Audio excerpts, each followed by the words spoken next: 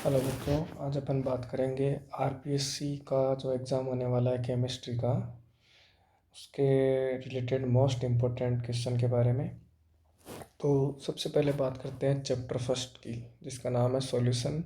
ये video Hindi medium English medium दोनों के लिए रहेगा, मैं दोनों में एक्सप्लेन करता हूँ। तो बात करते हैं चैप्टर फर्स्ट, जिसका नाम है सॉल्यूशन या विलियन। देखिए पहला प्रश्न क्या आ रहा है। ऐसे प्रश्न बहुत बार आते हैं। प्रश्न है आदर्श विलियन, जिसको अपन बोलते हैं आइडियल सॉल्यूशन।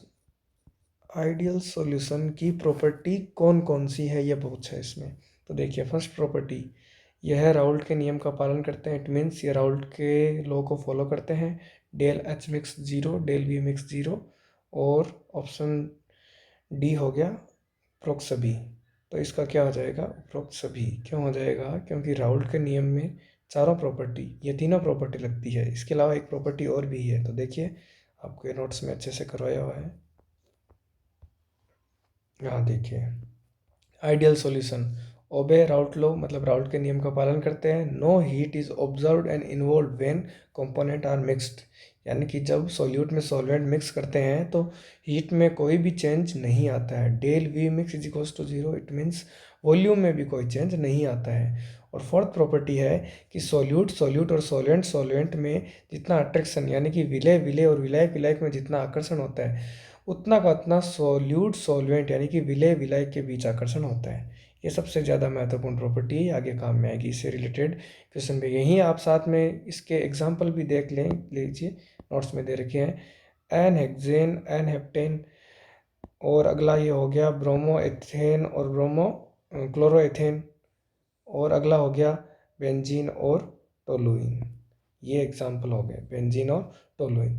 ये तीनों अति महत्वपूर्ण एग्जाम्पल है। ऐसा एमसीक्यू में प्रश्न आता है कि इनमें से कौन से आइडियल सॉल्यूशन या आदर्श विलियन के उदाहरण है। ये तो तीनों उदाहरण है आदर्श विलियन के, एग्जाम्पल है। आगे चलते हैं नेक्स्ट क्वेश्चन में, क्या बोला है।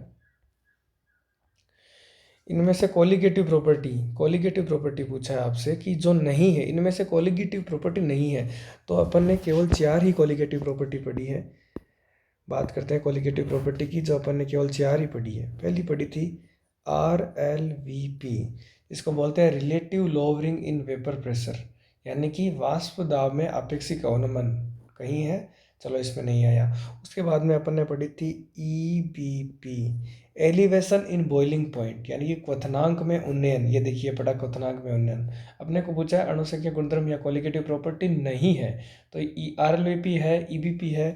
अगला था DFP मतलब डिप्रेशन इन फ्रीजिंग पॉइंट, यानी कि हिमांक में अवनमन भी दे रखा है। और अगली अपन ने पढ़ी थी ऑस्मोटिक प्रेशर यहाँ आ रखा है, यानी कि परासरण दाब।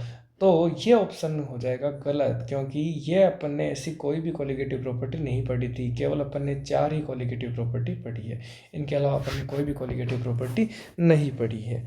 आगे चलते हैं। अच्छा, यहीं पर कोलिगेटिव प्रॉपर्टी की डेफिनेशन भी आपसे पूछ सकता है। तो कोलिगेटिव प्रॉपर्टी की क्या डेफिनेशन होती है अणुसंख्या गुणधर्म की। हिंदी मीडियम के लिए ये नाम से स्पष्ट हो रहे हैं कि वे गुण जो अणु की संख्या पर, कणों की संख्या पर डिपेंड करते हैं, निर्भर करते हैं, प्रकृति पर नहीं। इंग्लिश मीडियम के लिए भी सेम हो जाएगा। ऐसी प्रॉपर्टीज जो किस पर डिपेंड करते हैं, नंबर ऑफ पार्टिकल पर डिपेंड करती है, नेचर ऑफ पार्टिकल पर डिपेंड नहीं करती। किस पर करती है, नंबर ऑफ पार्टिकल पर डिपेंड करती है। ये पार्टिकल के नंबर पर ऐसी प्रॉपर्टी, ठीक है। अगले चलते हैं। तीसरा क्वेश्चन क्या बोल रखा है, प्योर वाटर की मोलरिटी, यानी कि शुद्ध जल की मोलरता क्या है। तो एकदम सिंपल सा क्वेश्चन है। अपने को क्या करना है, शुद्ध जल की मोलरिटी निकालनी है। तो अपन क्या करेंगे, 1000 में डिवाइड कर देंगे 18 का, तो कितना आएगा 55.5 मोलर, और यही क्या हो जाएगा इसका आंसर। अगला क्वेश्चन आइए देखते हैं। निम्नलिखित, यानी कि निम्नलिखित 0.1 m सॉल्यूशन में किसका क्वथनांक सर्वाधिक है। देखिए भाई, इसका मतलब इस हमने पूछा है कि किसका एलिवेशन पॉइंट सबसे ज़्यादा है। तो देखिए इसके लिए आपको क्या करना है, आप आइए कोलिगेटिव प्रॉपर्टी में, मैं आपको नोट्स में लेके चलता हूँ। कोलिगेटिव प्रॉपर्टी में आइए, ये देखिए कोलिगेटिव प्रॉपर्टी आ गई। इसमें ये चारों कोलिगेटिव प्रॉपर्टी किस पर डिपेंड करती है, नंबर ऑफ पार्टिकल पर डिपेंड करती है। किस पर डिपेंड करती है? नंबर ऑफ पार्टिकल पर डिपेंड करती है। अब ये नंबर ऑफ पार्टिकल पर डिपेंड करती है, इसका मतलब इन चारों में अगर अपन पार्टिकल के नंबर बढ़ाएंगे, जैसे इसमें अपन ने पार्टिकल के नंबर बढ़ाए तो ये भी बढ़ेगा, ये भी बढ़ेगा, ये भी बढ़ेगा और ये भी बढ़ेगा, ठीक है। अब बढ़ेगा तो लोअरिंग बढ़ेगी, इसका मतलब ये क्या होगा? कम होगा। ये क्या होगा? एलिवेशन यानी कि बढ़ेगा, डिप्रेशन यानी कि कम होगा और ये बढ़ेगा। अब देखिए जैसे यहाँ भी एक नीचे एक ऐसा क्वेश्चन लिखा रखा है मैंने, इनमें से किसका वेपर प्रेशर यानी कि RLVP मैक्सिमम है? तो RLVP मैक्सिमम की क्या शर्त है? अगर देखो नंबर ऑफ पार्टिकल इंक्रीज होंगे तो RLVP क्या होगी? डिक्रीज, यानी कि कणों की संख्या बढ़ेगी तो वाष्प दाब में अवनमन क्या होगा? कम, यानी कि जितने ज़्यादा पार्टिकल, जितने ज़्यादा कण होंगे उतना RLVP क्या होगा? कम होगा। जितने ज़्यादा ये होंगे उतना कम होगा। अब इनमें पार्टिकल देखते हैं। यूरिया अपने आप में कितना पार्टिकल होता है? एक। Na का एक, Cl का एक, कितने पार्टिकल हो गए? दो। Mg का एक, Cl के दो, कितने पार्टिकल हो गए? तीन। Al का एक, Cl के कितने हो गए? चार। सबसे ज़्यादा पार्टिकल है इसमें, इसका मतलब इसका RLVP क्या होगा? सबसे मिनिमम। अपन से पूछा है मैक्सिमम, इसका तो मिनिमम होगा। तो मैक्सिमम किस में होगा? जिसमें पार्टिकल सबसे कम हो। इसका मतलब इसका आंसर क्या हो जाएगा? यूरिया। ये थ्योरी अपने को इस क्वेश्चन में लगानी थी। देखिए बॉइलिंग पॉइंट, तो बॉइलिंग पॉइंट की क्या शर्त है? जितने ज़्यादा पार्टिकल होंगे ये भी कितना उतना ही ज़्यादा होगा बॉइलिंग पॉइंट। अब सबसे ज़्यादा पार्टिकल किस में देखते हैं? देखो Na का एक, Cl का एक, दो पार्टिकल, Mg का एक, Cl के तीन पार्टिकल, यूरिया अपने आप में एक ही पार्टिकल, LCl3 चार पार्टिकल। अब देखिए अभी अभी जस्ट मैंने आपको यहाँ क्या बताया, यहाँ देखिए, यहाँ देखिए क्वालिटेटिव प्रॉपर्टी में कि नंबर ऑफ पार्टिकल ज़्यादा तो EBP, ये देखो नंबर ऑफ पार्टिकल ज़्यादा तो EBP भी ज़्यादा। तो सबसे ज़्यादा जिसमें पार्टिकल होंगे उसका EBP सबसे ज़्यादा होगा, और जिसमें सबसे कम पार्टिकल होंगे उसका EBP या क्वथनांक में अवनमन, क्वथनांक में उन्नयन उसका कम होगा। यही तो बात है। बस यही थ्योरी यहाँ लगानी। देख लीजिए इसका आंसर क्या हो जाएगा कि जिसमें सर्वाधिक पूछा है, सर्वाधिक यानी कि मैक्सिमम बॉइलिंग पॉइंट किसका हो जाएगा? इसका हो जाएगा, क्योंकि इसमें पार्टिकल भी क्या है? मैक्सिमम। ऐसा क्वेश्चन बहुत बार आता है। आपको इसमें क्वथनांक का भी पूछ सकता है, RLVP का भी पूछ सकता है, और EBP का भी पूछ सकता है, और DFP का भी पूछ सकता है। एक, दो, तीन, चार, इनमें से कोई सा भी प्रश्न बनाकर दे सकते हैं। आगे चलते हैं। अगला क्वेश्चन है कि बाय डिस्टिलेशन प्रोसेस यानी कि प्रभाजी आसवन विधि द्वारा इनमें से किसको अलग नहीं किया जा सकता? देखिए अभी प्रभाजी आसवन विधि है, मैंने आपको एजियोट्रोपिक मिक्सर यानी कि जिनको बोलते हैं स्थिरघाती मिक्सर, इसमें एकदम अच्छे से बताइए। आइए दिखाते हैं आपको नोट्स के अंदर। एजियोट्रोपिक मिक्सर कहाँ है? आपको कॉलिगेटिव प्रॉपर्टी के जस्ट ऊपर मिलते हैं। यहाँ देखिए कॉलिगेटिव प्रॉपर्टी, इसके ऊपर देखिए एजियोट्रोपिक मिक्सर, यहाँ क्या लिख रखा है? यह एक बाइनरी मिक्सर होते हैं, boils at constant temperature at a certain composition, और इन्हीं का मैंने आपको यहाँ लिखा रखा है आपके नोट्स के अंदर ही कि इनको डिस्टिलेशन प्रोसेस द्वारा अलग नहीं किया जा सकता। इनको डिस्टिलेशन प्रोसेस से अलग नहीं कर सकते, ये आपको इसी में ध्यान रखना है। और ये भी प्रश्न बहुत बार आता है कि ये कौन से टेम्परेचर पर बॉईल होते हैं? तो कौन से टेम्परेचर पर बॉईल होते हैं? कांस्टेंट टेम्परेचर पर बॉईल होते हैं। एजियोट्रोपिक मिक्सर की तीन चीज़ें ध्यान रखनी है। पहली कि ये बाइनरी मिक्सर होते हैं, अगला ये कांस्टेंट टेम्परेचर पर बॉईल होते हैं, और अगला इनको डिस्टिलेशन प्रोसेस द्वारा अलग नहीं किया जा सकता। आई बात समझ में? आगे चलते हैं नेक्स्ट क्वेश्चन की तरफ। तो इसमें यही पूछा है किसको? तो स्थिरघाती यानी कि एजियोट्रोपिक मिक्सर को अपन डिस्टिलेशन प्रोसेस द्वारा अलग नहीं कर सकते। आगे चलते हैं।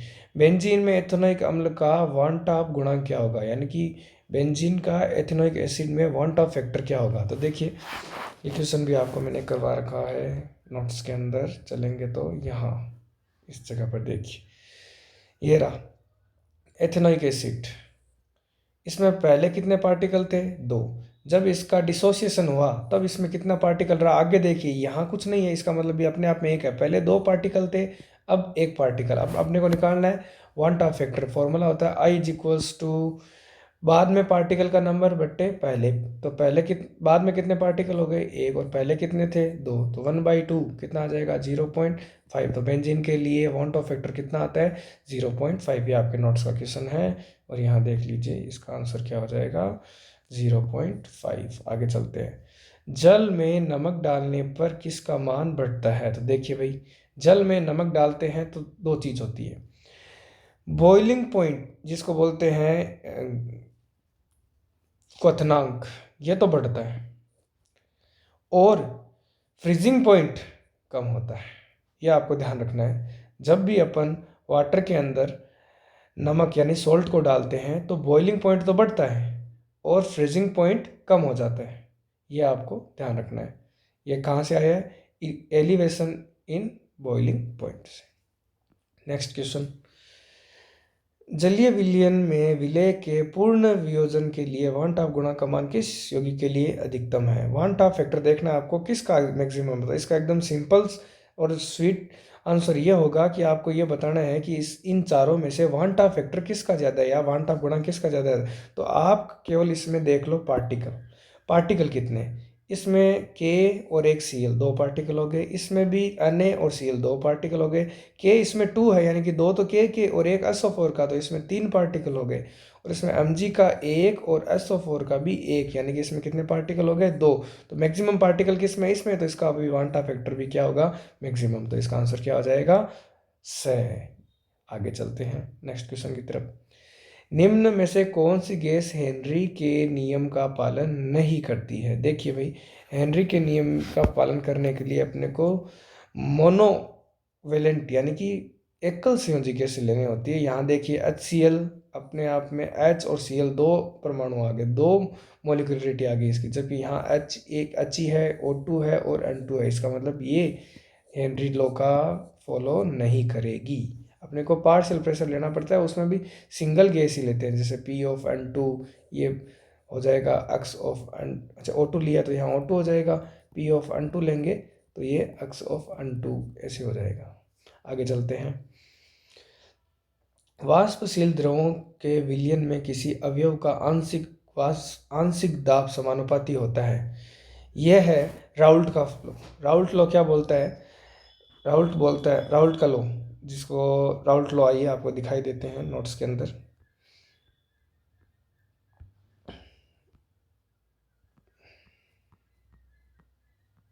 ये देखिए, for a solution of volatile liquid यानी कि वाष्पशील द्रव, volatile liquid, the partial vapour pressure of each component, यानी कि जैसे इसमें अगर मैं दो कंपोनेंट लूँ तो उनका partial pressure is directly proportional to the, यहाँ आ गया, टू द मोल फ्रिक्शन, यानी कि ये सारा किसके प्रोपोर्शनल होता है, मोल फ्रिक्शन के प्रोपोर्शनल होता है। यहाँ राउल्ट का लॉ है, वही पूछा है, तो आपको उसमें क्या करना था कि वो मोल फ्रैक्शन या मोल अंश के समानुपाती या प्रोपोर्शनल होते हैं। आगे चलते हैं नेक्स्ट क्वेश्चन की तरफ। ये MCQ या कंप्लीट हुए, अब चलते हैं वेरी शॉर्ट टाइप आंसर की तरफ, क्वेश्चन की तरफ। क्वथनांक में उन्नयन स्थिरांक, इसको बोलते हैं एलिवेशन कांस्टेंट, तथा हिमांक अवनमन यानी कि डिप्रेशन कांस्टेंट KB और KF की यूनिट क्या होगी। तो देखिए ये कहाँ से क्वेश्चन है और इसका आंसर कहाँ मिलेगा, कॉलिगेटिव प्रॉपर्टी में इसका आंसर मिलेगा। कॉलिगेटिव प्रॉपर्टी में अपन आगे, कॉलिगेटिव प्रॉपर्टी में एलिवेशन पॉइंट, तो एलिवेशन निकालते हैं अपन। ये रहा एलिवेशन में यहाँ देखिए, एलिवेशन पॉइंट की अपने को यूनिट निकालनी है KB की, जिसको बोलते हैं मोलल एलिवेशन कांस्टेंट, इसकी यूनिट निकालनी है। तो अपन को पता है डेल TB प्रोपोर्शनल होता है M के, डेल TB प्रोपोर्शनल कांस्टेंट है तो आ गया KB, डेल TB बराबर, ये फॉर्मूला मोलिलिटी का फॉर्मूला लिख दिया अपन ने यहाँ पर। मोलिलिटी का फॉर्मूला क्या था, weight upon molecular weight into W into 1000।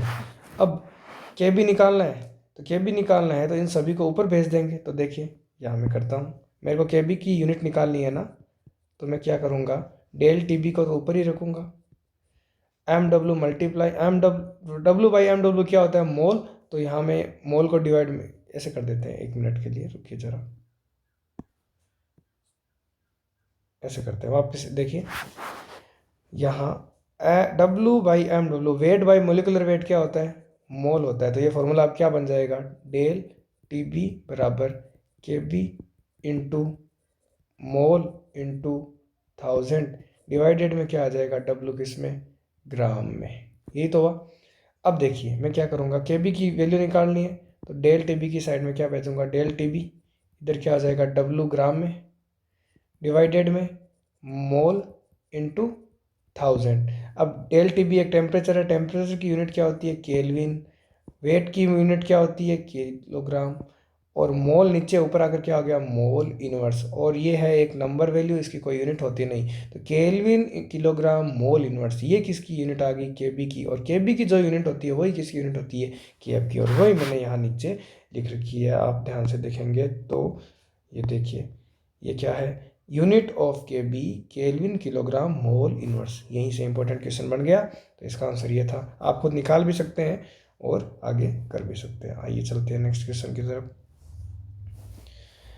Inverse osmosis या प्रतिलोम परासरण या इसी का नाम है विसरण किसे कहते हैं? इसका उपयोग कहाँ होता है? ये देखिए भाई, inverse colligative property number 4, colligative property number 4, ये देखिए रिवर्स ऑस्मोसिस, सबको मिल गया।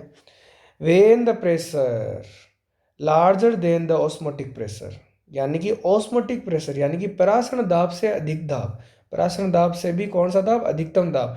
अगर अपन अप्लाई करेंगे, यहाँ देख लीजिए, यहाँ अपन परासरण दाब लगा रहे हैं यानी कि ऑस्मोटिक प्रेशर लगा रहे हैं इस जगह पर, ये अपन लगाएं ज़्यादा तो क्या होगा? सॉल्यूशन से पार्टिकल किधर जाने लग जाएंगे? सॉल्वेंट की तरफ। जब मैंने इधर से प्रेशर लगाया तो सॉल्यूशन से पार्टिकल चले लग जाएंगे सॉल्वेंट की साइड में। Applied to the solution side, pure solvent flow out from the solution side, यानी कि सॉल्यूशन की साइड से प्योर सॉल्वेंट वापस इधर आने लग जाएगा। इसे क्या बोलते हैं? Reverse osmosis. और ये कहाँ काम में आता है? डीसैलिनाइजेशन ऑफ सी वाटर, यानी कि समुद्र का पानी होता है, समुद्र का जल होता है, उसका विलवणीकरण करने में काम में आता है। और अपन दैनिक जीवन में इसका क्या उपयोग करते हैं? घरों के अंदर RO होता है ना, RO वाटर, उसके अंदर भी यही काम में आता है। रिवर्स ऑस्मोसिस नाम ही ऐसे ही पड़ा है, रिवर्स ऑस्मोसिस। नेक्स्ट क्वेश्चन की तरफ चलते हैं। जलीय जीव के लिए गर्म जल की तुलना में ठंडे जल में रहना अधिक आरामदायक होता है, क्यों? देखिए, यानी कि जो समुद्री जल में, यानी कि अब सी वाटर में जो भी जीव जंतु रहते हैं, मछली हो गई, घेंगा हो गया, शार्क, वेल, जितनी भी मछलियां हैं, जितने भी कछुए हो गए, जितने भी जीव है जो जल में रहते हैं, वो सब गर्म पानी में रहने की बजाय ठंडे पानी में क्यों रहना पसंद करते हैं? यानी कि हॉट वाटर की बजाय कोल्ड वाटर में क्यों रहना पसंद करते हैं? तो देखिए, इसका रीज़न है हेनरी लो। इसका रीज़न क्या है? हेनरी लो है, हेनरी लो। हेनरी ने क्या बोला? हेनरी ने बोला, जैसे मान लीजिए ये अपना, मैं बना देता हूँ, यहाँ बना देता हूँ। जैसे मान लीजिए ये एक कंटेनर है, इसके अंदर पानी है। अब यहाँ एक मछली मान लेते हैं अपन, ये मछली यहाँ, मछली को सांस लेने के लिए क्या चाहिए? ऑक्सीजन चाहिए। वो भी किस में? घुली हुई होनी चाहिए, वाटर में। क्योंकि मनुष्य तो सीधी ऑक्सीजन लेता है और मछली ये जीव है, ये पानी में घुली हुई ऑक्सीजन को अपने श्वसन में काम में लेते हैं। अब होगा क्या? जैसे ही टेम्परेचर बढ़ा, टेम्परेचर बढ़ने से जो वाटर में ऑक्सीजन घुली हुई थी, जो डिजोल्व थी ऑक्सीजन, वो क्या होगी? डिजोल्व नहीं रहेगी, उड़ जाएगी, वेपर फॉर्म में निकल जाएगी। तो इस हॉट वाटर में क्या हो जाएगी? O2 की कमी हो जाएगी, ऑक्सीजन की कमी हो जाएगी। अब ये मछली ऑक्सीजन श्वास नहीं ले पाएगी, तो ये क्या करेगी? कहाँ चले जाएगी? ठंडे पानी में। ठंडे पानी में क्या होगा? टेम्परेचर कम होने के कारण वो ऑक्सीजन ज़्यादा घुली हुई होगी, और ऑक्सीजन ज़्यादा घुली हुई है तो वो सांस आसानी से ले पाएगी। तो सीधी सी बात यही है कि टेम्परेचर बढ़ाने पर गैस की सोल्यूबिलिटी क्या होती है? कम। ये किसका लो है? हेनरी का लो है। तो ऊपर की साइड में गर्म जल है, गर्म जल है तो उसमें ऑक्सीजन की सोल्यूबिलिटी कम है, जबकि ठंडा जल है तो उसमें ऑक्सीजन की सोल्यूबिलिटी क्या होगी? ज़्यादा होगी। और यही यहाँ रीजन लिख रखा है, ये देख लीजिए कि गर्म जल यानी कि हॉट वाटर की अपेक्षा कोल्ड वाटर में, यानी कि ठंडे जल में, O2 की सोल्यूबिलिटी या विलेयता क्या होती है? अधिक होती है। जितना ठंडा पानी होगा उसमें ऑक्सीजन की मात्रा उतनी ही ज़्यादा होगी। नेक्स्ट क्वेश्चन में चलते हैं, आइए। एथिलीन ग्लाइकोल का 35% V/V विलियन में जल की मात्रा ml में कितनी होगी? इसका उपयोग सर्दियों में कार के रेडिएटर में क्यों किया जाता है? देखिए भाई ऐसे प्रश्न बहुत बार आते हैं और ये प्रश्न कम से कम 2 बार आया हुआ है। मेरे को एग्जैक्ट ईयर याद नहीं है, लेकिन ये 2 बार आया हुआ है। आप प्रीवियस ईयर के क्वेश्चन देखेंगे, उनमें आपको मिल जाएगा। तो इसमें क्या करना है आपको, एकदम सिंपल सा है। 30%, इसका मतलब यहाँ ऊपर V है, यानी कि 30 अमल। कौन? Ethylene glycol. 30 अमल एथाइलीन ग्लाइकोल, और नीचे वाला भी होता है सॉल्यूशन के लिए, और हमेशा आपको सॉल्यूशन मानना होता है 100 ml। यानी कि इसका मतलब ये होगा 30 ml इथाइलिन ग्लाइकोल है, 100 ml सॉल्यूशन के अंदर है। अब अगला बोला है पानी कितना है, इसका मतलब सॉल्यूशन में दूसरी चीज़ क्या है? पानी है। तो अब अपने को पानी निकालना है, तो 30 ml अगर इथाइलिन ग्लाइकोल है तो पानी कितना होगा? पानी होगा 65 ml। 65 ml पानी होगा। इतना ही तो बताना था। अच्छा, इसका उपयोग सर्दियों में कार के रेडिएटर में क्यों करते हैं? क्योंकि देखिए पानी होता है सर्दियों में, अपने को पता है 0 डिग्री पर फ्रीज हो जाता है। अगर 0 डिग्री पर फ्रीज हो गया तो कार का रेडिएटर क्या हो जाएगा? जम जाएगा पानी उसके अंदर। अब मेरे को क्या करना है, उसको जमने नहीं देना है, तो मैं क्या करूँगा, उसमें पानी की जगह क्या भर दूंगा? Ethylene glycol. और इथाइलिन ग्लाइकोल -20 डिग्री सेल्सियस पर जमता है, फ्रीज होता है, यानी कि 0 डिग्री पर तो नहीं जमेगा। इसलिए ये क्या कर देता है, कुल मिलाकर फ्रीजिंग पॉइंट को क्या कर देता है? कम कर देता है। इसलिए अपन किसको भरते हैं? इथाइलिन ग्लाइकोल को भरते हैं। नेक्स्ट क्वेश्चन की तरफ चलते हैं। क्लोरोफॉर्म व एसीटोन का मिक्स राउल्ट के नियम से नेगेटिव डेविएशन दिखाता है, क्यों? यानी क्लोरोफॉर्म और एसीटोन का मिक्सचर राउल्ट के नियम से नेगेटिव डेविएशन क्यों दिखाते हैं? देखिए भाई, इसका रीजन आपको अपने नोट्स में दिखाते हैं। पहले यहाँ देखिए, इसमें आइए पॉजिटिव डेविएशन, नेगेटिव डेविएशन। ये देखिए, ये रहा क्लोरोफॉर्म और एसीटोन, ये राउल्ट के नियम से नेगेटिव डेविएशन क्यों दिखाते हैं? तो देखिए यहाँ लिखा हुआ है, if it's vapour pressure is lower than the predicted by Raoult's law. इसका रीजन यहाँ अच्छे से एक्सप्लेन मैं करता हूँ। देखिए, एक ब्लैंक पेज लेते हैं। ये इंपॉर्टेंट प्रश्नों की श्रेणी में आता है। देखिए यहाँ करते हैं, नेगेटिव डेविएशन का मतलब समझते हैं पहले। देखिए मेरे पास है सोल्यूट, ये मेरे पास है सॉल्वेंट। सोल्यूट में जितना अट्रैक्शन है, सॉल्वेंट में जितना अट्रैक्शन है, उतना अट्रैक्शन सॉल्वेंट में हो तो उसको बोलते हैं आइडियल सॉल्यूशन, और उतना अट्रैक्शन नहीं हो तो उसे बोलते हैं non ideal solution. Non ideal solution में 2 टाइप होते हैं, एक होता है पॉजिटिव डेविएशन और एक होता है नेगेटिव डेविएशन। अब सुनिए, यदि इनके बीच अट्रैक्शन ज़्यादा हो और इसके बीच अट्रैक्शन कम हो तो इसकी वेपर, यानी कि इसमें अट्रैक्शन कम है तो इसकी वेपर क्या बनेगी? देखिए अट्रैक्शन कम है, यानी कि ये जो बॉन्ड है वो है वीक, इसमें आकर्षण कम है तो ये बंध क्या है? दुर्बल बंध है। अगर ये दुर्बल बंध है तो ये आसानी से टूट जाएगा, और आसानी से टूट जाएगा तो इसकी वेपर क्या बनेगी? ज़्यादा बनेगी। वाष्प क्या बनेगी? ज़्यादा बनेगी। और ज़्यादा बनेगी तो इसको बोलेंगे पॉजिटिव डेविएशन। इसको क्या बोलेंगे? Positive deviation. तो ये भी पूछा जाता है कि पॉजिटिव डेविएशन की क्या डेफिनेशन होगी, तो आपको बोलना है कि सोल्यूट ए मतलब सोल्यूट, बी मतलब सॉल्वेंट में जो अट्रैक्शन है वो सॉल्वेंट में अट्रैक्शन से ज़्यादा होता है, तो ये कैसा डेविएशन दिखाएंगे? पॉजिटिव। अब यदि ये ऐसा हो जाए, ये अट्रैक्शन ये वाला हो जाए, यानी कि इस बार इनमें अट्रैक्शन है ज़्यादा और इनमें है कम। अब इनमें अट्रैक्शन ज़्यादा है तो अपने को पता है ये बॉन्ड आसानी से टूटेगा नहीं, और जब ये बॉन्ड आसानी से टूटेगा नहीं तो वेपर क्या बनेगी? इस बार कम बनेगी, और वेपर कम बनी तो कैसा डेविएशन होगा? नेगेटिव डेविएशन होगा। और नेगेटिव डेविएशन होगा तो बस यहाँ आंसर आपके पास आ गया। क्लोरोफॉर्म और एसीटोन राउल्ट के नियम से, यानी कि राउल्ट के लॉ से नेगेटिव डेविएशन दिखाते हैं। क्यों? तो आपको बोलना है क्योंकि इनके बीच अट्रैक्शन क्या होता है? सॉल्यूट सॉल्वेंट के बीच अट्रैक्शन क्या होता है? बहुत ज़्यादा होता है। और साथ ही साथ आपको ये भी बताना है कि ये कैसा बॉन्ड बनाते हैं। ये जो बॉन्ड है, ये बॉन्ड है, इसका नाम क्या है? इसका नाम है हाइड्रोजन बॉन्ड या एच बॉन्ड। ये जो बॉन्ड बना है वो कैसा है? H bond. ठीक है, नेक्स्ट क्वेश्चन की तरफ मूव करते हैं अब।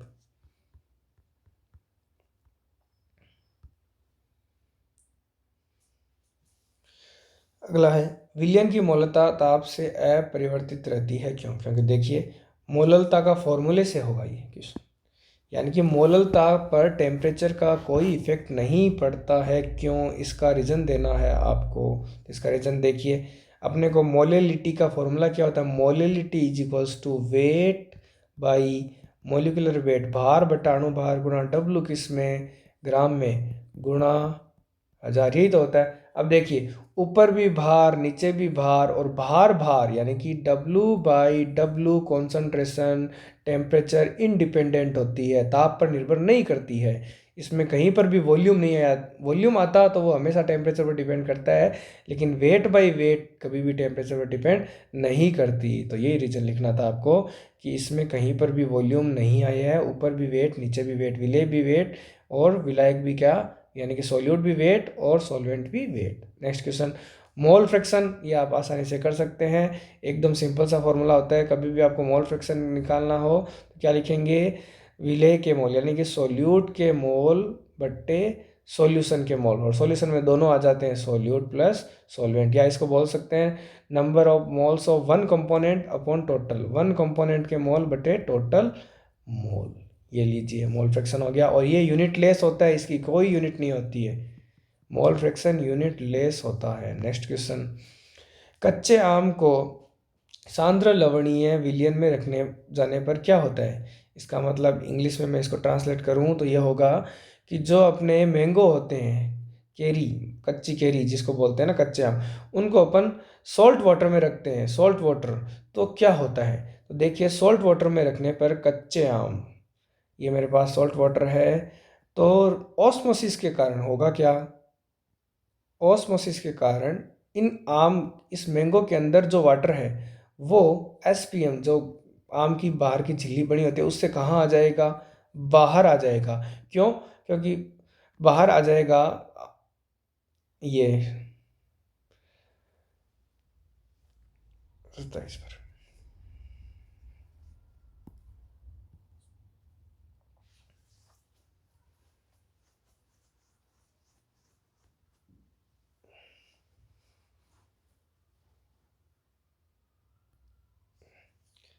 नेक्स्ट क्वेश्चन की तरफ चलते हैं, जो क्या लिख रखा है, कच्चे आम को सांद्र लवणीय विलयन में रखे जाने पर क्या होता है? सांद्र लवणीय, इसका मतलब देखिए, यहाँ इसको इंग्लिश में ट्रांसलेट करूँ तो ये है कि मैंगो को जब सॉल्ट वाटर में रखेंगे तो क्या होगा? तो देखिए, ये मैं बनाता हूँ यहाँ पर। ये सबसे पहले अपन बनाते हैं, कहाँ बनाए, यहीं बना लेते हैं। ये मेरे पास वाटर का एक जार है, इसके अंदर मैंने एक मैंगो रख दिया, ये मैंने मैंगो रख दिया, ठीक है। अब ये बाहर प्योर वाटर नहीं है, ये वाटर कैसा है? जिसमें बहुत ज़्यादा, सांद्र का मतलब होता क्या है? सांद्र मतलब कॉन्सनट्रेटेड, कॉन्सनट्रेटेड लवण, सॉल्ट, कॉन्सनट्रेटेड सॉल्ट है इसके अंदर। अब कॉन्सनट्रेटेड सॉल्ट है, इसका मतलब प्योर वाटर तो नहीं है। यहाँ सब जगह क्या है? सॉल्ट ही सॉल्ट है। इसका मतलब वाटर ज़्यादा किस में है? वाटर ज़्यादा तो है इस मैंगो के अंदर। तो होगा क्या?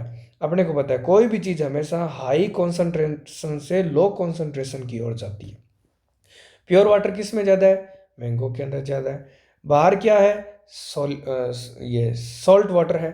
तो प्योर वाटर किधर आएगा? बाहर की तरफ आएगा, बाहर की तरफ आएगा। तो ये आम कैसा हो जाएगा?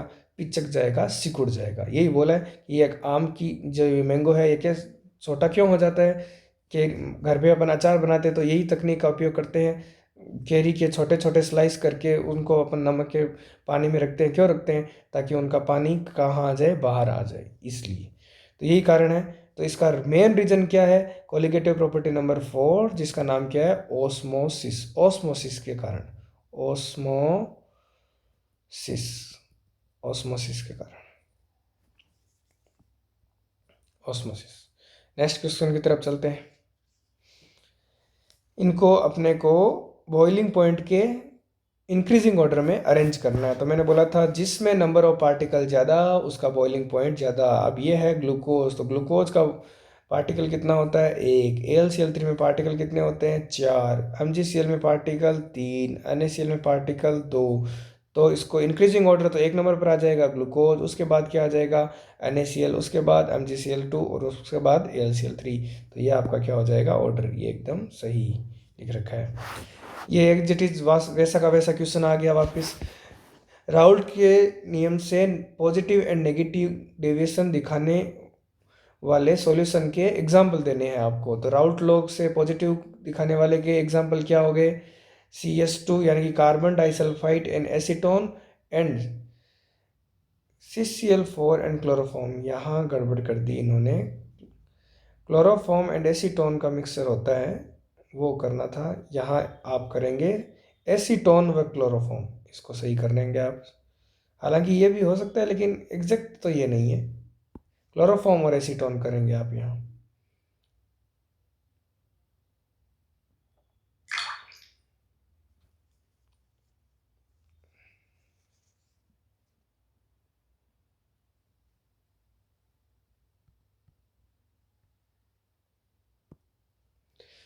नेक्स्ट क्वेश्चन की तरफ बढ़ते हैं। राउल्ट के नियम से पॉजिटिव एंड नेगेटिव डेविएशन कौन कौन दिखाते हैं। राउल्ट के नियम से धनात्मक विचलन और ऋणात्मक विचलन दिखाने वाले के एग्जाम्पल देने थे, वो आपको दे रखे हैं, ये देख लीजिए एग्जाम्पल जो आपको नोट्स में भी करवा रखे हैं। राउल्ट के लॉ में पॉजिटिव और नेगेटिव डेविएशन के एग्जाम्पल ये देखिए यहाँ पर पड़े हैं। ये सारे एग्जाम्पल पॉजिटिव के और नेगेटिव के मोस्ट इंपॉर्टेंट है सारे एग्जाम्पल, ये सभी मोस्ट है, एकदम मोस्ट क्वेश्चन है, सबसे ज़्यादा पूछा जाने वाला क्वेश्चन है। इसमें भी ये दो तो अति महत्वपूर्ण की श्रेणी में आते हैं, ये 1 ये 2, इधर भी ये 1 और ये 1 2, ये दोनों अति महत्वपूर्ण की श्रेणी में आते हैं। नेक्स्ट क्वेश्चन की तरफ चलते हैं।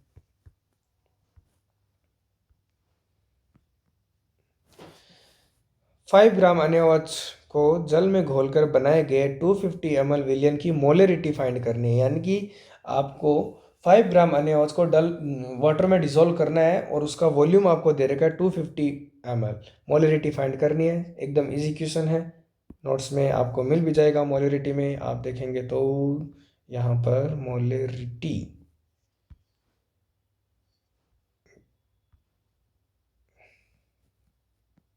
ये देखिए मोलरिटी, ऐसा question as it is question है, ये पढ़ा, ये का ये फॉर्मूला आपको लगाना है और करना है।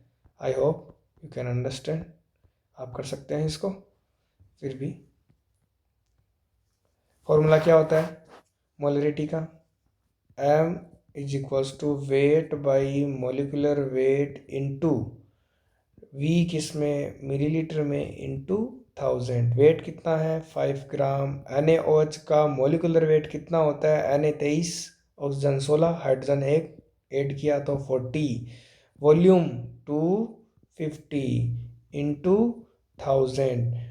इसमें कितनी बार गया 4 बार, इसमें इसका कितनी बार गया 10 बार, 5/10 0.5 मोल पर लीटर या मोलर। नेक्स्ट क्वेश्चन की तरफ बढ़ते हैं। ये वास्तव में अति महत्वपूर्ण प्रश्न है। अगला भी ये प्रश्न बोर्ड में भी आया हुआ है। तो क्या प्रश्न है, क्या कहना चाह रहा है, ये बोल रहा है कि जब अपन टेम्परेचर को इंक्रीज करते हैं तो हेनरी कांस्टेंट पर क्या इफेक्ट पड़ता है। देखिए यहाँ मैं आपको दो चीज़ें बता देता हूँ। टेम्परेचर बढ़ाएंगे, ये स्पेशल नोट है, टेम्परेचर बढ़ेगा तो सोल्यूबिलिटी ऑफ गैसेज, यानी कि solubility of gas in water, गैसों की द्रव गैस कोई गैस है जो पानी में घुल रखी है, अब आप उसको गर्म करोगे तो वो गैस उड़ जाएगी, इसका मतलब वो सोल्यूबिलिटी डिक्रीज हो जाएगी। अगर टेम्परेचर बढ़ाएंगे तो गैस अगर पानी में घुली हुई है, अगर टेम्परेचर बढ़ाएंगे तो गैस अगर पानी में घुली हुई है तो वो डिक्रीज हो जाएगी। और टेम्परेचर बढ़ाने पर हेनरी कांस्टेंट KH उसका मान हमेशा क्या होता है, इंक्रीज होता है। ये दो बात आपको ध्यान रखनी है हेनरी लॉ के अंदर। नेक्स्ट क्वेश्चन की तरफ चलते हैं। बहुत ही बेहतरीन क्वेश्चन है। जब आपका चैप्टर शुरू होता है फर्स्ट चैप्टर, उसी में शुरुआत में ही आपको दे रखा है, आपकी बुक में आप देखेंगे तो शुरुआत में शुरू में दे रखा है कि एक तो है मिस मेटल और एक होती है अलॉय मेटल। ये है अलॉय मेटल। ये किस किस से मिलकर बनी है, किन दो मेटल से को मिलकर बनी है? देखिए पीतल, इसको आप ऐसे याद रख सकते हैं, पिताजी, पिताजी। पी मतलब पीतल, ता मतलब तांबा जिसको कॉपर बोलते हैं, और जिंक मतलब जेडन। यानी कि पीतल किस किस से मिलकर बना होता है? तांबा और जिंक से। कांसा, वो किस किस से मिलकर बना होता है? टिन और कॉपर, यानी कॉपर एंड एसन से। जर्मन सिल्वर, कॉपर तो होगा ही होगा, जिंक तो होगा ही होगा, साथ में क्या आ जाएगा? निकल। ये तीनों alloy metal, bronze, brass and German silver, बहुत ज़्यादा इंपॉर्टेंट है। नेक्स्ट क्वेश्चन की तरफ चलते हैं, पीपीएम। ये देखिए, ये क्वेश्चन वापस आ गया है। ट्रांस अमाउंट को नापने के लिए कौन सी मेथड यूज में लेते हैं, कौन सी कॉन्सेंट्रेशन वाला मेथड यूज में लेते हैं? तो देखिए मोलरिटी, मोल फ्रैक्शन, ये ट्रांस अमाउंट के लिए नहीं है। जैसे बहुत सी गैसें अपन टेबलेट्स वगैरह लेते हैं, या एटमॉस्फेयर में, वायुमंडल में जितनी भी ये CO2, इनकी कॉन्सेंट्रेशन नापनी होती है तो हमेशा पीपीएम में नापते हैं। एयर क्वालिटी इंडेक्स नापनी होती है तो वो हमेशा पीपीएम में होती है। तो पीपीएम का मतलब होता है पार्ट्स पर मिलियन। तो अति सूक्ष्म मात्रा, जिसको इंग्लिश में अपन बोलेंगे trans amount, TRANC, trans amount को नापने के लिए कौन सी काम में आती है? तो केवल इतना लिखना था, कौन सी टेक्निक काम में आती है? पीपीएम। नेक्स्ट, अब वापिस आ गया ये हेनरी नियम का क्वेश्चन। ये देख लीजिए, टेम्परेचर इंक्रीज करते हैं तो गैस की यानी सोल्यूबिलिटी लिक्विड में घटती है, क्यों? तो देखिए क्यों घटती है। अच्छा, घटती है ये तो अपने को मालूम है, क्यों घटती है ये सुनिए। तो इसका क्या कारण होगा? ताप बढ़ाने पर गैस के कणों की गतिज ऊर्जा बढ़ जाती है, इस कारण ये विलयन से बाहर निकल जाते हैं। दैट मीन्स जब अपन टेम्परेचर को इंक्रीज करते हैं तो गैस के पार्टिकल की काइनेटिक एनर्जी बढ़ जाती है, वो एक दूसरे से ज़्यादा टकराते हैं। पहले क्या थे, वो स्टेबल थे, अब वो क्या होने लगे, एक दूसरे से टकराने लग गए, जिसके कारण टकराएंगे तो वो सॉल्यूशन से कहाँ जाएंगे? बाहर जाएंगे। ये रीज़न है, ठीक है। नेक्स्ट क्वेश्चन की तरफ बढ़ते हैं। ये 2025 में पूछा है वो प्रश्न, 2024 में, सॉरी 2024 में ये क्वेश्चन आया था कि अमलगम यानी कि ZnHG या NaHG, इसमें कौन तो सॉल्यूट है और कौन सॉल्वेंट है? तो ध्यान रखेंगे, यहाँ पर सॉल्वेंट होती है मेटल, जो भी मेटल होती है उसमें अपन किसको डिसॉल्व करते हैं? मरकरी को। तो सॉल्यूट क्या हो जाएगी? मरकरी। सॉल्वेंट क्या हो जाएगा? Sodium. Next question, colligative property मैंने आपको बता दिया, सबसे पहला क्वेश्चन उसी में हो गया। हेनरी नियम की लिमिटेशन क्या है? देखिए हेनरी लॉ की लिमिटेशन क्या है? एक तो इसके अंदर प्रेशर बहुत ज़्यादा नहीं ले सकते, टेम्परेचर बहुत कम लेना होता है, और ये हमेशा कब लगता है? जब सॉल्यूशन कैसा हो? डाइल्यूट सॉल्यूशन, यानी कि कभी अगर सॉल्यूशन कॉन्सेंट्रेट है तो उस पर नहीं लगता है। नेक्स्ट क्वेश्चन है, परासरण दाब या ऑस्मोटिक प्रेशर को समझाइए एंड इसका फॉर्मूला भी लिखिए। देखिए भाई, ऑस्मोटिक प्रेशर क्या होता है आपको बताते हैं।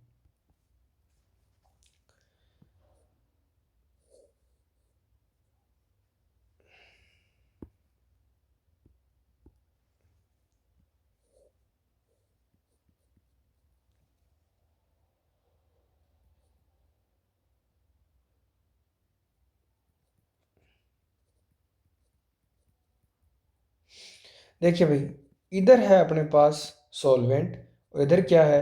सॉल्यूशन। और यहाँ लगी हुई है SPM, सेमी परमेएबल मेम्ब्रेन, जिसको बोलते हैं अर्धपारगम्य झिल्ली।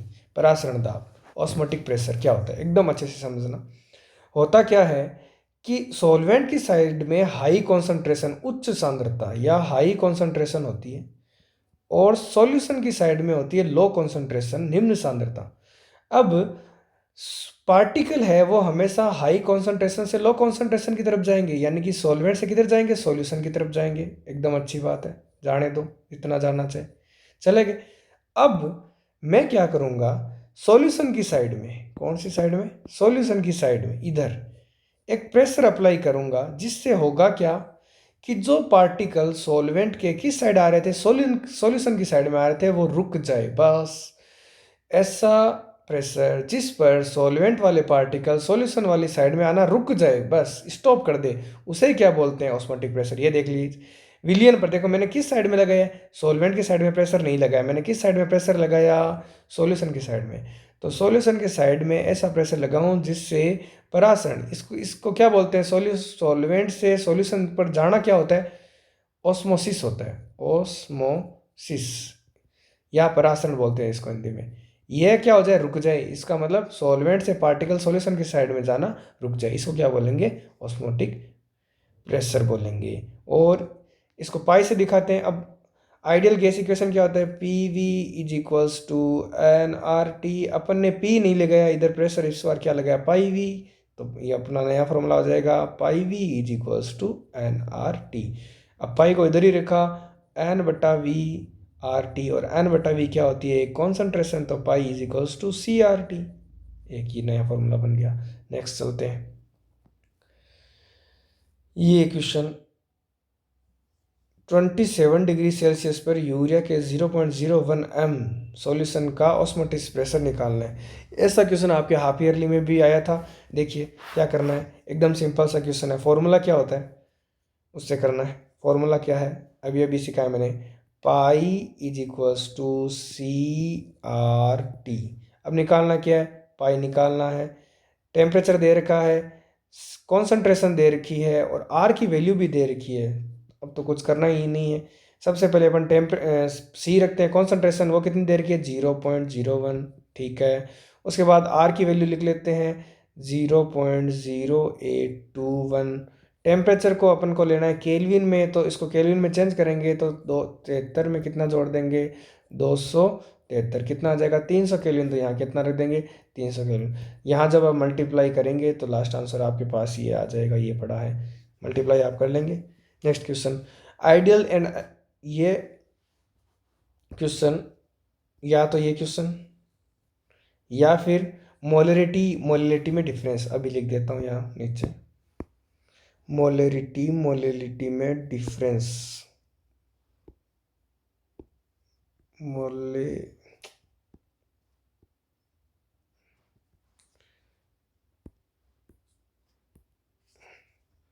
मोले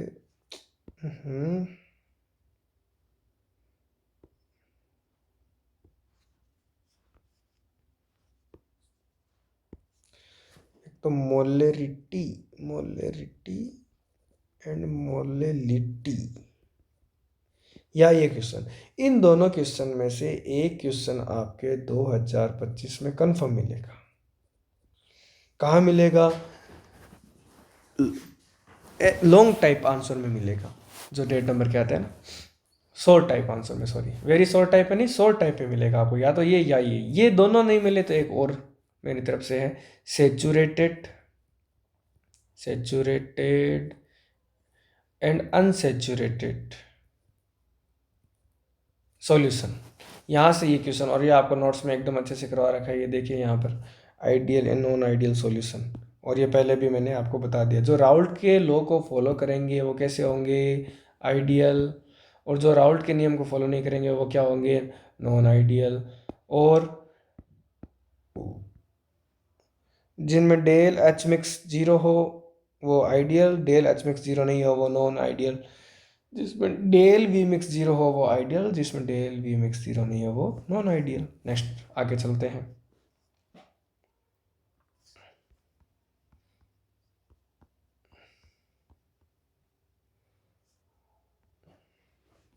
हेनरी लॉ बहुत बार बता दिया है।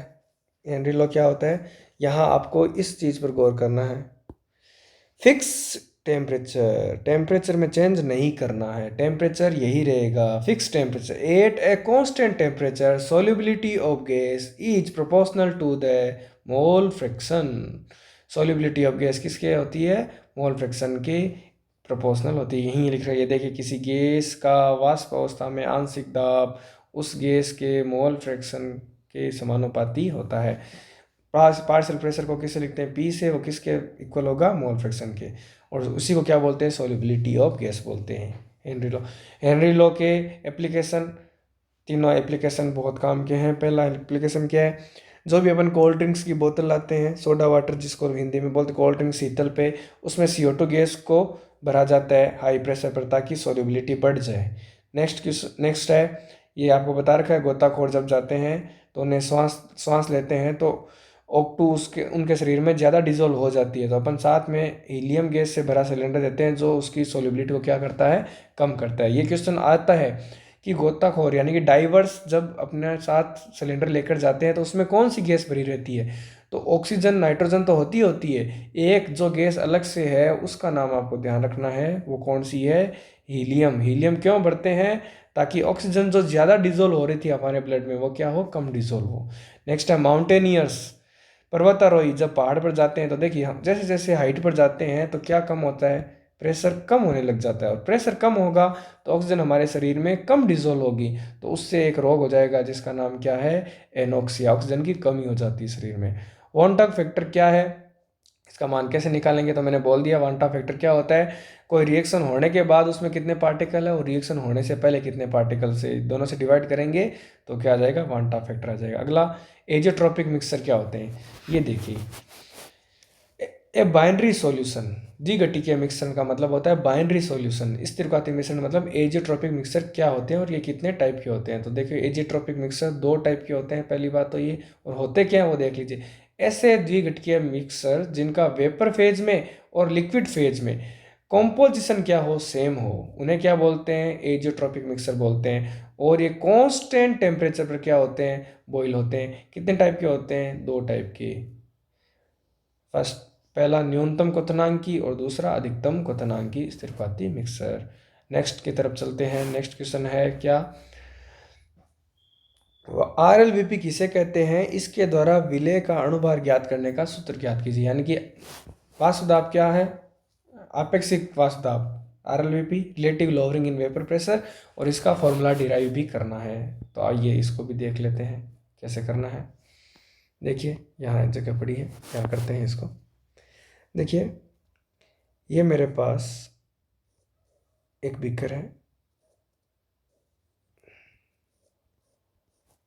और ये मेरे पास दूसरा बीकर है। अभी ये प्योर है, इसमें कुछ नहीं मिलाया है, तो इसको मैं बोलूँगा सॉल्वेंट। अब इस बीकर में मैंने नॉन वोलेटाइल सोल्यूट मिलाया, क्या मिलाया, non volatile solute, NVS, that means non volatile solute मिलाया। और जैसे ही सॉल्वेंट में सोल्यूट मिलता है तो बन जाता है सॉल्यूशन, विलियन बन जाता है। अब विलियन बन गया तो मुझे बताइए कि यहाँ पहले वेपर हर जगह से बन रही थी, हाँ बन रही थी। अब क्या हुआ कि जो मैंने नॉन वोलेटाइल सोल्यूट मिलाया उसने कुछ जगह तो घेर ली, कुछ एरिया तो कवर कर लिया, तो जो वेपर बन रही थी पहले की बजाय अब क्या बनेगी, वो कम बनेगी। इसी को क्या बोलते हैं, RLVP। यानी कि जो पहले वेपर प्रेशर थी और अब जो वेपर प्रेशर है उसमें क्या आ गया, डिफरेंस आ गया, लोवरिंग हो गई, जो बन रही थी उससे तो अब वेपर कम ही बन रही है। इसे क्या बोलते हैं, रिलेटिव लोवरिंग प्रेशर। देखिए शुद्ध विलायक में यानी कि प्योर सॉल्वेंट में क्या मिलाते हैं, नॉन वोलेटाइल सोल्यूट, क्या मिलाएंगे, नॉन वोलेटाइल सोल्यूट, अवाष्पशील विलेय। घोलने पर किस में कमी हो जाती है, वेपर प्रेशर में कमी हो जाती है। और फिर प्योर सॉल्वेंट, देखो इसको प्योर सॉल्वेंट के साथ इसकी क्या करेंगे, तुलना करेंगे, इसको इसका रिलेशन निकालेंगे, तो उसे क्या बोलेंगे, RLVP। अब क्या करना है, प्योर सॉल्वेंट, देखो ये डिराइव करते हैं। प्योर सॉल्वेंट को मैंने क्या मान लिया, प्योर सॉल्वेंट के लिए मैंने मान लिया प्योर सॉल्वेंट का जो वेपर प्रेशर है वो है P0, और सॉल्यूशन के वेपर प्रेशर को मैंने मान लिया PS। ज़्यादा किसका है, कि सर ज़्यादा तो इसका है सॉल्वेंट का, और कम किसका है, सॉल्यूशन का। मेरे को इनमें डिफरेंस निकालना है तो P0 में से क्या घटाना पड़ेगा, PS, तब मेरे पास क्या आएगा, डिफरेंस। और इसको मैंने कर दिया डिवाइड किससे, P0 से। क्यों किया, क्योंकि मेरे को तुलना करनी है, किससे करनी है, जो प्योर है, और किस प्योर कौन है, प्योर सॉल्वेंट है, और उसका वेपर प्रेशर क्या है, P0। और ये हमेशा इक्वल होता है किसके, मोल फ्रैक्शन के इक्वल होता है, मोल फ्रैक्शन।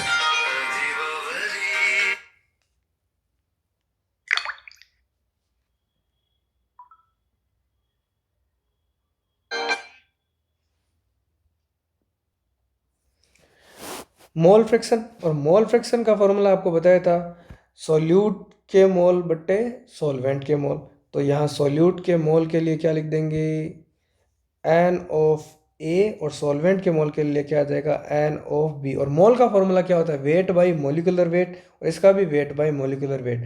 तो इस Na की जगह लिखूंगा, तो चलो ये भी लिखते हैं फिर डायरेक्ट Na की जगह, यहाँ इस Na की जगह क्या लिखूंगा wait by molecular wait WA/MWA और NB की जगह भी क्या लिखूंगा WB/MWB। पलटी की पलटी सुलटी में आखिर बोलता हूँ हमेशा, तो क्या होगा ऊपर आ जाएगा MWB/WB। ये लीजिए ये क्या हो गया, ये फॉर्मूला बन गया। ये देखिए यहाँ पड़ा है, ये रहा, ये देखिए यही फॉर्मूला है सेम टू सेम। ये किसका फॉर्मूला है RLVP का फॉर्मूला है। नेक्स्ट क्वेश्चन की तरफ चलते हैं।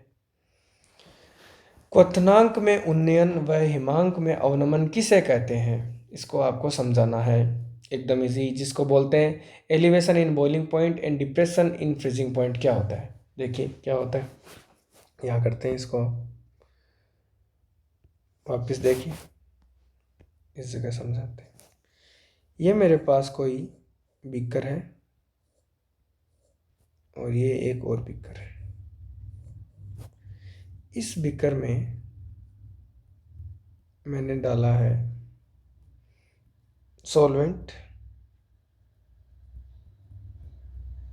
इस बार है सॉल्यूशन, इस साइड में सॉल्यूशन। अब देखिए इसमें मैंने कुछ नॉन वोलेटाइल सोल्यूट मिलाया, वापस नॉन वोलेटाइल सोल्यूट मिलाया, किसमें मिलाया सॉल्वेंट में मिलाया, तब जाकर क्या बना सॉल्यूशन बना। तो होगा क्या क्वथनांक में उन्नयन, जैसे ही मैं इसमें नॉन वोलेटाइल सोल्यूट मिलाता हूँ तो इसका जो बॉइलिंग पॉइंट है वो क्या हो जाता है इंक्रीज हो जाता है। इसी को क्या बोलते हैं एलिवेशन इन बॉइलिंग पॉइंट। तो देखिए क्या होगा क्वथनांक उन्नयन, यहाँ आप देखते जाइए क्वथनांक उन्नयन शुद्ध विलायक में, यहाँ विलयन नहीं होगा, क्या होगा विलायक नहीं विलायक में, यानी कि प्योर सॉल्वेंट में जब अपन क्या मिलाते हैं नॉन वोलेटाइल सॉल्यूट मिलाते हैं तो सॉल्यूशन का क्या इंक्रीज हो जाता है बॉइलिंग पॉइंट इंक्रीज हो जाता है। इसे क्या बोलते हैं क्वथनांक में उन्नयन या एलिवेशन इन बॉइलिंग पॉइंट। अब देखिए मैंने क्या किया, माना कि इस जो सॉल्वेंट था इसका मैंने बॉइलिंग पॉइंट मान लिया TB, इसका मैंने बॉइलिंग पॉइंट क्या मान लिया TB और सॉल्यूशन का बॉइलिंग पॉइंट मैंने मान लिया T0B मान लिया मानने के लिए। तो ज़्यादा किसका है सॉल्यूशन का, कम किसका है सॉल्वेंट का। मेरे को इसमें से डिफरेंस निकालना है, डेल TB मतलब डिफरेंस इन क्वथनांक में उन्नयन में क्या डिफरेंस हुआ, तो ज़्यादा किसका है डेल नॉट बी, इसमें से किसको माइनस कर दूंगा डेल TB को। तो ये मेरे पास क्या आ जाएगा, और ये किसके प्रोपोर्शनल होता है मोलिलिटी के होता है। और जैसे मैं कांस्टेंट आता हूँ क्या आता है KB/M, और KB की यूनिट आपको मैंने पहले ही बताई थी और मोलिलिटी आप अच्छे से जानते हो, तो ये इसका फॉर्मूला हो जाएगा। अगला है हिमांक में अनोन सेम है, वापिस नॉन वोलेटाइल सोल्यूट मिलाना है आपको, नॉन वोलेटाइल सोल्यूट मिलाना है। नॉन वोलेटाइल सोल्यूट मिलाऊंगा तो क्या होगा इस बार फ्रीजिंग पॉइंट कम हो जाएगा। यहाँ क्या बढ़ रहा था बॉइलिंग पॉइंट तो बढ़ रहा था और फ्रीजिंग पॉइंट क्या हो जाएगा कम हो जाएगा। इसे क्या बोलते हैं हिमांक में अवनमन या depression in freezing point. Same formula है लेकिन कम हो जाएगा इस बार, सॉल्यूशन का तो होगा कम और सॉल्वेंट का क्या होगा ज़्यादा। तो सॉल्वेंट में से क्या कम होगा सॉल्यूशन कम होगा। ये देख ले del not F minus del T0F-TF इसको करना है, सेम है। अगला मोलरिटी और मोलिलिटी किस प्रकार डिफरेंट है। तो देखिए मोलरिटी में क्या आता है 1 लीटर सॉल्यूशन आता है, यहाँ क्या आता है मोलरिटी में 1 litre solution, numbers of moles of solute in 1 litre solution called molarity. और मोलिलिटी में क्या आता है numbers of moles of solute in 1 kilogram solvent. यहाँ सॉल्यूशन आता है यहाँ क्या आता है सॉल्वेंट, और ये टेम्परेचर पर डिपेंड करती है और ये टेम्परेचर पर डिपेंड नहीं करती। नेक्स्ट क्वेश्चन की तरफ मूव करते हैं। अगला है प्रेशर कुकर में खाना जल्दी क्यों पक जाता है। तो देखिए प्रेशर कुकर में अपन ऊपर से क्या अप्लाई करते हैं प्रेशर अप्लाई करते हैं। देख लीजिए यहाँ लिखा हुआ है प्रेशर कुकर में द्रव पर दाब बढ़ जाता है, जिसके कारण क्या बढ़ जाता है प्रेशर अप्लाई करने से क्या बढ़ गया क्वथनांक बढ़ गया, बॉइलिंग पॉइंट बढ़ गया, और बॉइलिंग पॉइंट बढ़ गया तो द्रव अधिक ताप पर उबलता है जिसके कारण खाना जल्दी पक जाता है। जबकि पहाड़ों पर जाते हैं या माउंटेन पर जाते हैं तो वहाँ क्या हो जाता है वेपर प्रेशर कम हो जाता है, तो वहाँ खाना उबलता तो जल्दी है लेकिन पकता नहीं है, यही बात है। नेक्स्ट क्वेश्चन है सड़कों पर जमे बर्फ को हटाने के लिए नमक का छिड़काव क्यों करते हैं? ताकि वो क्या कर देता है, उसका फ्रीजिंग पॉइंट को कम कर देता है। नमक 0 डिग्री पर जम रहा था, वो उसका फ्रीजिंग पॉइंट को घटा देगा, जिससे वो पानी में कन्वर्ट हो जाएगा। परासरण किसे कहते हैं, ये बता दिया मैंने। ऑस्मोसिस क्या होता है, इसका परासरण से अणुभार ज्ञात करने का फॉर्मूला लिखना है, वही परासरण था आपका फॉर्मूला लिखना आपको। ये क्वेश्चन आपके बुक का एग्जाम्पल 2.11 और जिनके नई वाली बुक है उनका 1.11 क्वेश्चन है। ये बहुत इंपॉर्टेंट है, मैंने पहले ही बताया था आपको। ये क्वेश्चन आपको अच्छे से आता है। ऑस्मोसिस प्रेशर का है, इसकी ये वैल्यू आ रही है। इसमें भी देखिए, यदि यहाँ आपने 300 ml लिया है तो ये वैल्यू आएगी, और अगर आप एकदम एग्जैक्ट बुक वाली वैल्यू लेंगे तो आपके पास लास्ट आंसर 61022, ये इतना आएगा। नेक्स्ट ये आ गया। आइसोटोनिक, हाइपरटोनिक और हाइपोटोनिक सॉल्यूशन क्या होते हैं? तो देखिए, आपने ऑस्मोसिस पढ़ा, उसी में है ऐसे दो सॉल्यूशन जिनका ऑस्मोटिक प्रेशर सेम हो। ऐसे दो सॉल्यूशन जिनका ऑस्मोटिक प्रेशर सेम, परासरण दाब सेम होने क्या बोलते हैं? आइसोटोनिक। अल्प परासरी यानी कि हाइपोटोनिक, वह विलयन जिसका परासरण दाब, ऐसा सॉल्यूशन जिसका ऑस्मोटिक प्रेशर सेकेंड सॉल्यूशन की तुलना में या कंपैरिजन में क्या हो, कम, उसको क्या बोलेंगे? हाइपोटोनिक। और ऐसा सॉल्यूशन जिसका दूसरे वाले की तुलना में अधिक हो, उसे क्या बोलेंगे? हाइपरटोनिक। एकदम सिंपल सी बात है। अच्छा, सौफ ये क्या होता है? एक रोग होता है या बीमारी होती है, रोग या बीमारी, डिजीज। क्या होते हैं? जो लोग बहुत ज़्यादा नमक खाते हैं, ये देखिए, जो लोग बहुत ज़्यादा नमक खाते हैं उनके अंतराकाशों में या उनके सेल्स में क्या आ जाती है? पानी की अधिकता। पानी की अधिकता के कारण क्या आ जाती है? सूजन आ जाती है, जिसे क्या बोलते हैं? सौफ बोलते हैं। ये अपना चैप्टर फर्स्ट किया हुआ कंप्लीट। ये चैप्टर फर्स्ट के मोस्ट इंपॉर्टेंट क्वेश्चन थे जो मैंने आपको बताए। ये 2025 के लिए अति महत्वपूर्ण है।